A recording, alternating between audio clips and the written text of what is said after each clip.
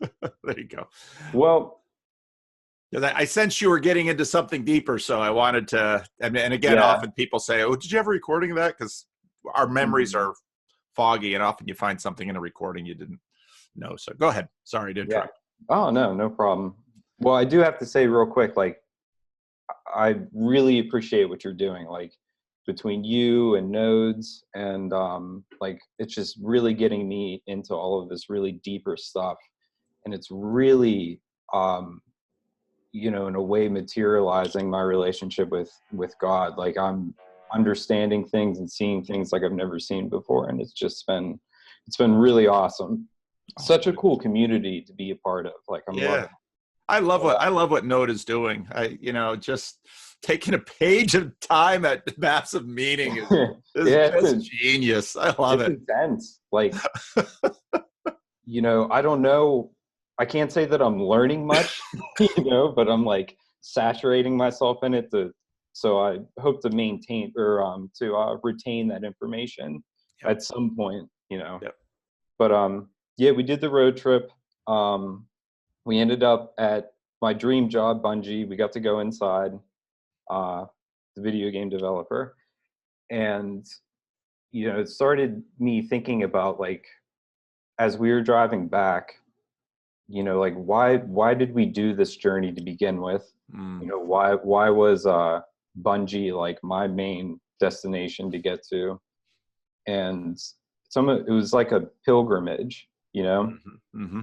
And talked to other friends about this, and one of my friends he told me a story about how he got divorced, and he was like just really confused about life, how that situation could put you, Hmm. what put you into. And he said he went out into the woods, and he lasted like a week just with a knife. And like, Wow. yeah, and just survived, and like, tried to find himself. And it's so weird how we have this in us to do. Like, do you have any thoughts on that? Well, it makes me think of Dostoevsky's piano key illustration that if someone had everything they ever wanted, they'd just blow it up. And Mm, now, obviously, stuff had blown up in his life, and so going out into the woods at some deep level obviously meant something to him. It'd be interesting to talk to him about, okay, what did that mean? Why did you do it? What did you learn? It's yeah, we're mysteries to ourselves in many many ways. We really are. yeah, I mean, that's what my wife and I, after the road trip, we kept on trying to ask ourselves, like, what did this mean to us? Like, what did we learn? And we certainly learned a lot about each other. Being stuck in the car with just us for 3 weeks. You Yeah, know, yeah. Probably learned more about me than I'd like to admit. But but it was, I don't know, it was really cool. And I So don't what know, about when that? we What about that job? I mean, what makes it a dream job for you? um I'm for a few years now, I've really been trying to figure out like what could I do as a living where I would be really happy doing, you Hmm. know? And this actually came up in a Nodes video in the comment section, like occupation versus vocation. Hmm. And I've really been trying to figure that out. And I think I've pinpointed it. It's like world building and storytelling. Yeah, And video games is just an amazing medium to be able to do that. yeah. So, I mean, that's what I'm shooting for. It's video game creation is obviously a new thing, but you compare it to storytelling. We've had fiction and writing, and we've had visual arts, and it's in some, and we've had we've had, film arts, movies, and you look at it and it's, just kind of another extension of that. So visual arts, what's the difference between visual arts and movies? Well, time. So, Mhm. you have progression. You And have interaction too. then now you get into video games and you really have interaction. Yeah. And then you get into obviously multiplayer. Then you have, much, now that the non-player, the NPC meme is going on, the non-player character meme, Yeah. but whenever you play, like, I'm not a big gamer, but if I play, say, Civilization, which is about the only game I play Mm. with my son Jared, it's a totally different game than if I'm just playing against the AI. And very quickly you Yeah. learn how the AI cheats, its limitations, how stupid it is. And Yeah.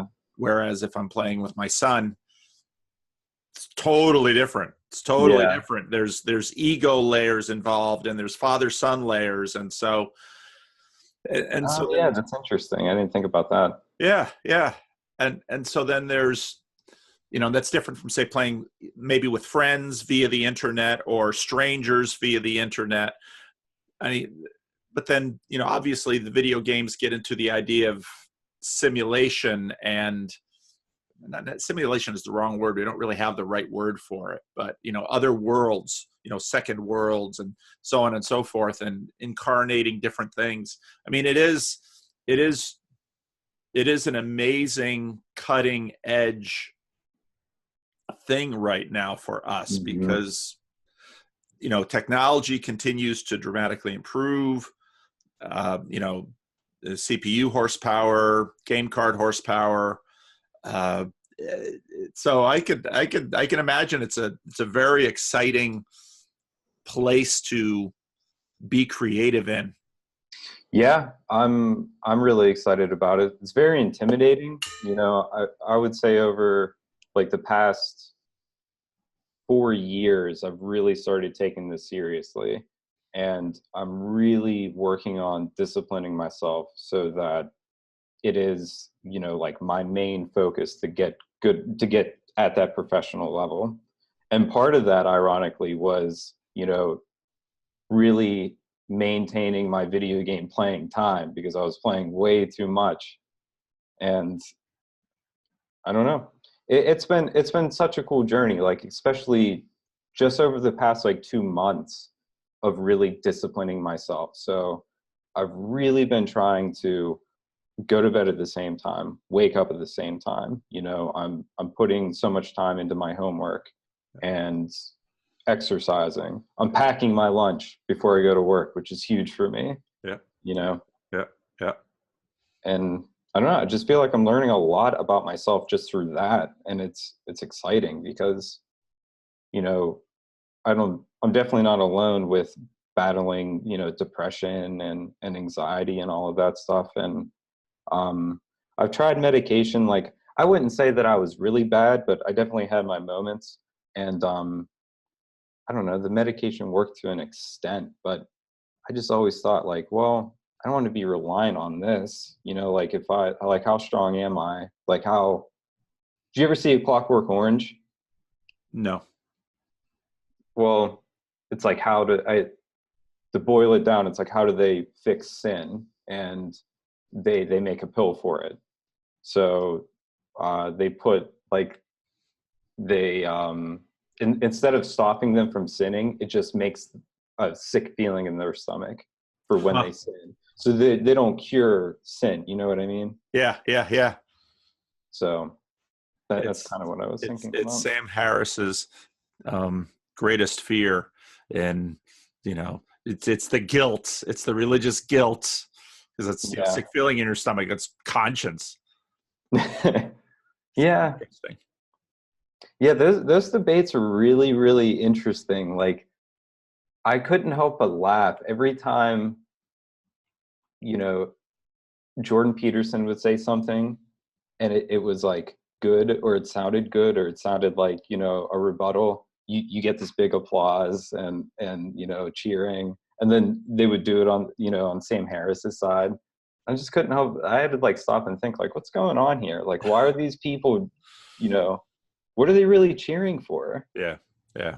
Is it just they just want their side to be right? I think part of it's that it is a funny thing, and why when we hear something we identify as truth, something in us wants to participate in it, Yeah.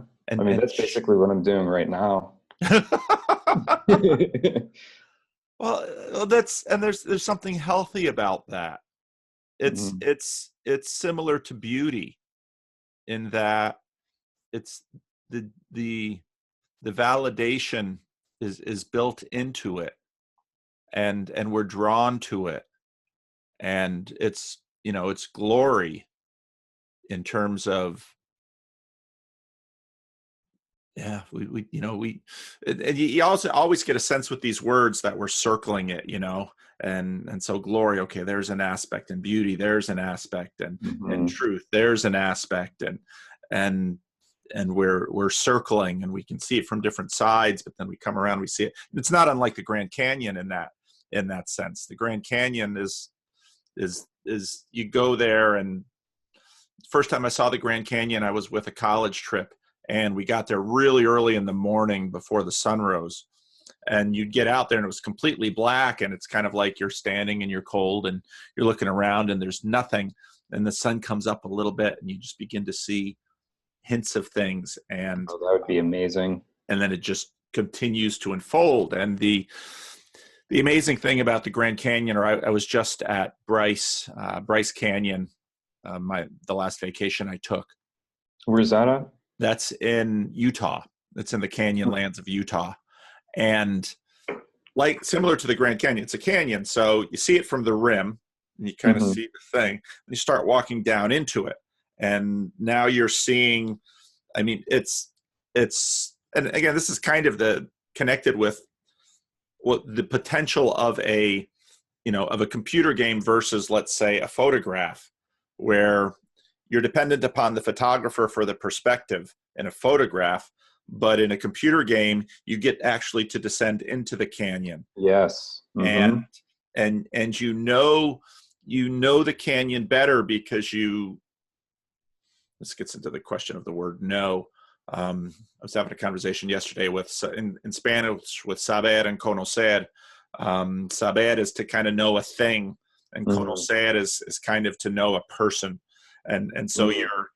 you make the journey from saber into conocer, and and you you take that journey into the canyon, and Ooh, that's really cool. yeah, and and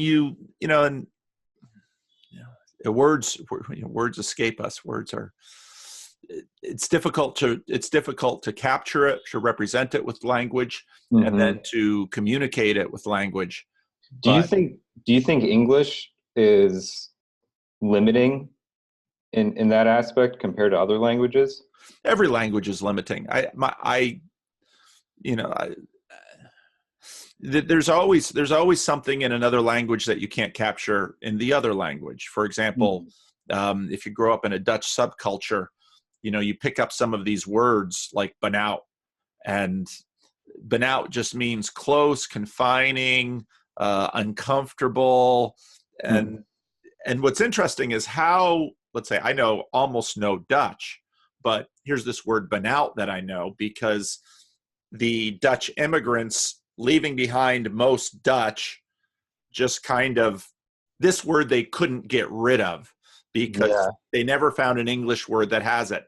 And you have that, you have that with every language conversion. So all languages are limited, but limited in different ways. And it's also the case that in many ways, limitations of language create other opportunities and possibilities because of the limitation. So it's, the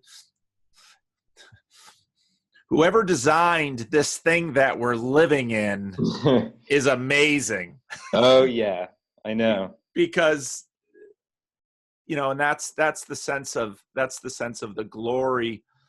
I love the angels cry in Isaiah 6. Holy, holy, holy is the Lord God Almighty, which means he's, holy, holy, holy. He's far, far, far away. We're not going to comprehend him, but the whole earth is full of his glory. So Yeah. it's the both and of heaven and earth.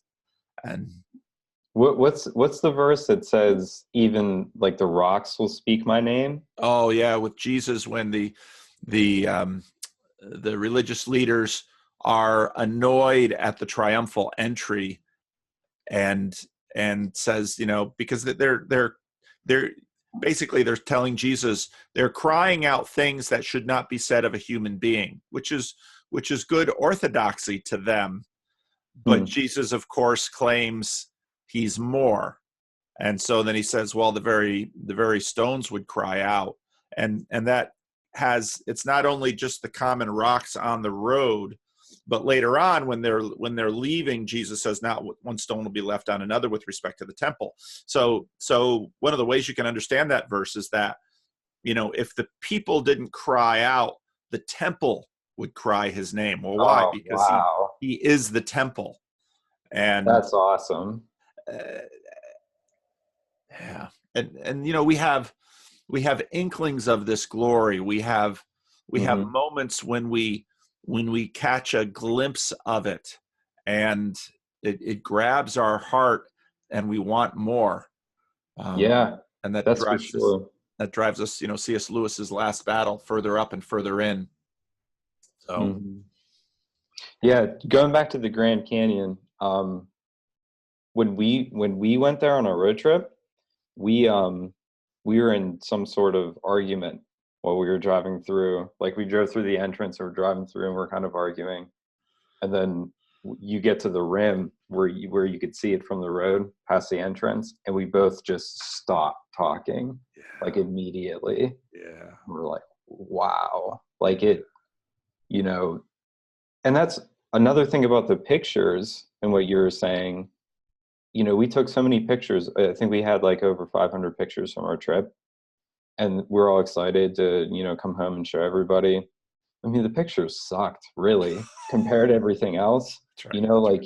Especially the Grand Canyon. Like, I almost didn't even want to show them because, I mean, you have to be there. Yeah. Never have I felt so small before. And, to be able to experience that right here on Earth is, I mean, it's definitely worth doing. No, it's true. And I do that all the time. I'm a national parks junkie, and I'm becoming one. Oh, out west, that they're amazing. They're just amazing. Yeah. And I love taking pictures. And so I have the same experience all the time. I take hundreds and hundreds of pictures. I can't tell you how many pictures of Yosemite, and you look at them, and I love the pictures I take because they're a taste, but it's not the same as driving into Yosemite Valley and seeing El Capitan just come into view, and Half Dome, and we're small, and this glory. This glory both reminds us of our size, but also whispers to us of another world. And picture, the great photographers can capture more of it, but but I don't know. It's like we were saying, it's not the same as being there. I mean, because I mean, there's so much more to being there. Like, for this road trip, we had to plan, so much of our lives around the road trip. We had to gather up all of our equipment. We had to like time everything out. We had to actually physically drive there. So, I guess that's what I'm seeing when I see the picture, but nobody else is seeing that. Like all the times that we had to sleep in our car, which, like, it was worth it for the experience, but I don't recommend it. Yeah, you realize why you have a bed. Yeah. And And like I'm a small guy, but I still couldn't fit in the back of our car. So It's not that big of a car. yeah, especially with all of our luggage. Well, and then you had that incident on your way to church here where the top, you lost Yeah. your carrier. Hmm.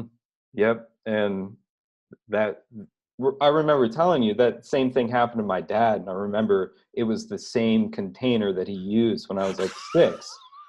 And I'm like, when we put it on top of our car before we left, I'm like, I can't let that happen. You know, I can't be like dad. I can't make the same mistakes he did, and it happened. Same container and everything. And of course, my wife's running in the middle of the highway to save her shoes, which I was really upset about. Honey, your shoes are not worth your life. I mean, this may have been my exact words. And honestly, I couldn't even look because I saw the cars coming because of the way at that point of the highway, it was like the top of the hill. Yeah. And it flew off of like, the bottom. So I saw the cars coming. I saw her in the middle of the highway. I just turned around. I couldn't even look. It's like, oh my gosh. She made it. Thank God she has those shoes. Well, you will never forget your odyssey with her, and it will be it's Yeah, you had a conversation with another guy who was married, and you asked him how long he was married, and he was like 6 years. I'm like, oh, that's pretty good. Yeah, 6 years. That's kind of a long time. I've been married for 2. And then you're like, oh yeah, you haven't even started yet. I'm like, oh man, that's 100% right. Yeah, we still got a long way to go. So yeah. the more we do stuff like this, the more it's going to, cultivate our marriage. Yeah. Yeah. Marriage itself is a journey that what you begin to, well, there's marriage and then there's kids. And I can't wait. yeah, it's I'm and with trying. kids though, it is glorious. It's trying, because in a sense what you do is you expand your marriage, but you add new dimensions.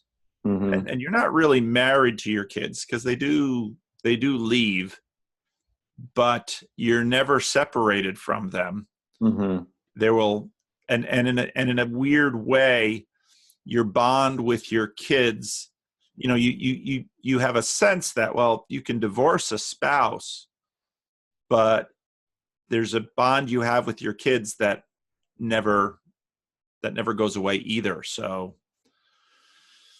Yeah, I have 6 nieces and nephews, and I think the first one was born when I was like 14. So we've always been like, kind of a big family. We've all been pretty close. So it's just always been in me. Like, I can't wait to have kids. And yeah. I say this now because I don't have kids, but mainly for the challenging aspects of it, like I can't imagine how much the kids are going to teach me about the world and about myself. And like, yeah, it's going to be really, really hard. And I'm going to mess up a lot, probably, hopefully not too much, but Everyone does.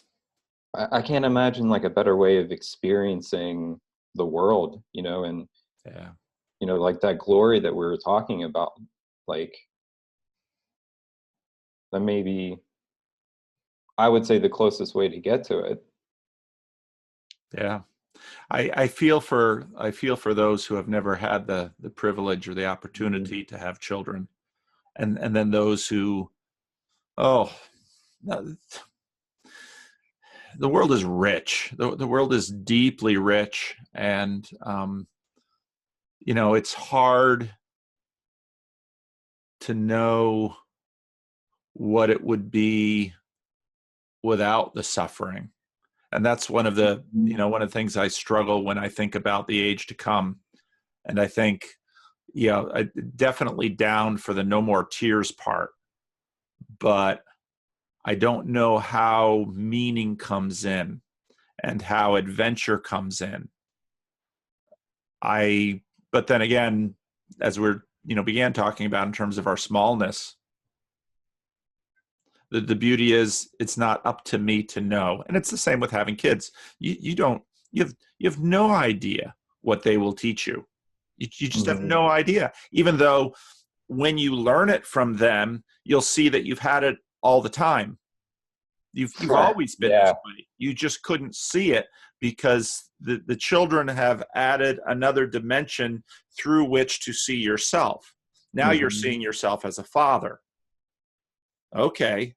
And now you see yourself as kind of a shitty father. Okay. Well, crap. And then you Yeah. see yourself as someone who had opportunities to do the right thing but messed up. Okay. And then you see yourself as actually having done some good things that blessed your children and you didn't even know you were doing them. And Mhm. and and now suddenly you have views of your father that you now see through your children. Oh man, that's going to be wild. It is. Yeah. I've been known to be very critical of my parents in a good way. It's just, like all of this, like research and theology, philosophy, and like everything that's going on in our culture now. I've just been asking a lot of questions and challenging them, like, I don't know. I want to, I guess in a way, what I'm trying to do, this could be bad, is to get them to think about these things and be a little bit more objective so that I have people to engage with in this stuff, and so that they can kind of put me in check when I'm not thinking clearly or have something wrong. And you know and I mean, sometimes it is my fault, but it doesn't always come out that way. And you know we'll get into some arguments. Like, do you have any nothing real bad, do you have any advice to how to I don't know, introduce people to just thinking more objectively?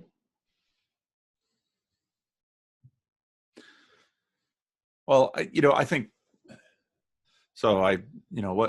What contribution has Jordan Peterson made to our culture? The I think what he's done for a whole lot of people, not necessarily had us thinking more objectively, but more helping us think more and better about some really important things.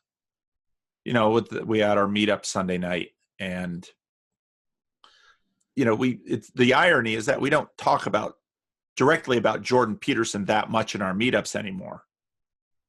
He just became the occasion by which we found each other Mm-hmm. and the occasion by which others can continue to find us. Every meeting, we had our 16th meeting, and every meeting we have new people. Oh, wow. And so people are still finding us, and some of the people will stick and some of the people won't. Will stick. We've only had 17 meetings, but again, so as a pastor, we have meetings. We have a set meeting every week. And so what you learn in that is, not unlike, say, what you and your wife discovered in your long road trip, that being together creates other things between you. And so what Peterson has sort of done is, more than I've seen in my lifetime at least, created this should gladden Sam Harris's heart, actually, created a non-specifically religious context by which people can have important conversations about rationality and other things. Yeah. I mean, that's what Peterson has done, and at least perhaps more successfully than Sam Harris. Mm-hmm. So Sam should be thanking Jordan and maybe taking a lesson from it. But Yeah. I mean, you say non-religious, and like, I understand what you're saying there, like through his perspective, but for me personally, it's made me more confident in my beliefs, oh yeah, yeah. I say Like, that in the sense of it's not a Christian church. right, right. Yeah. But he's definitely, turning the religious switch on a whole lot of people, which Bread is, pilling. yeah, bread pilling, which is, of course, what brought me into the conversation, because Yeah. it's like, oh, well, this is interesting. hmm Um, there's got to be something here. So, and Yeah. I'm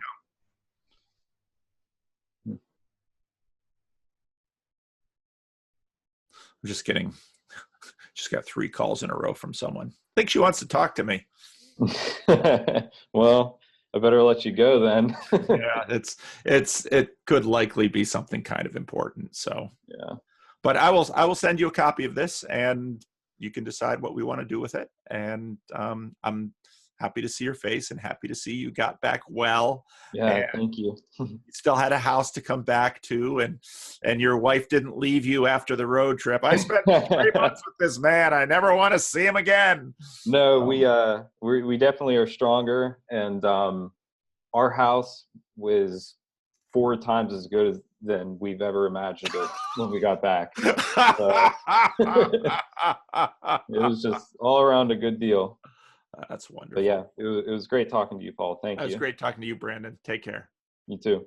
Bye-bye. Bye.